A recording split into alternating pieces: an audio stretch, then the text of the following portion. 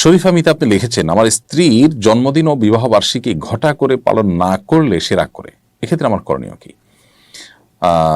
শরীফ মিতা, আপনার প্রশ্নের উত্তরে আমরা বলতে চাই যে স্ত্রী যদি তার জন্মবার্ষিকী বা বিবার্ষিকী না পালন করলে দিয়ে নাখোশ হন, তাহলে তাকে আসলে বোঝানো দরকার।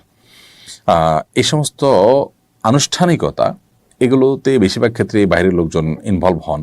সেক্ষেত্রে আপনার স্ত্রীর সৌন্দর্যতার অবলোকন করেন, সেজেগুজে তাদের সামনে নিজেকে উপস্থাপন করেন।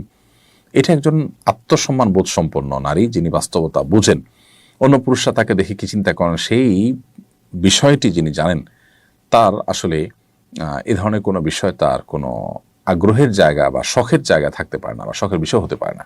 সেজন্য আপনার স্ত্রীকে আপনার বোঝানো দরকার। সেই সাথে জন্মদিনের সাথে ধর্মবিশ্বাসের একটা বিরাট সম্পর্ক আছে, জন্মদিন উদযাপনের সাথে। তো সেটা তাকে বোঝানো দরকার।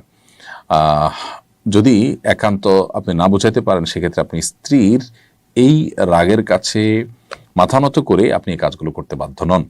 তিনি রাগ করে থাকতে পারেন, অন্য কোনোভাবে আপনি তাকে কনভিন্স করবেন, তারপরে আপনি আপনার অবস্থানে অটল থাকবেন। তবে চেষ্টা করবেন তাকে বুঝিয়ে আপনার আপনার যে অপারগতার জায়গাটা সেটা তাকে বোঝানো এবং সে জায়গায় নিয়ে আসা।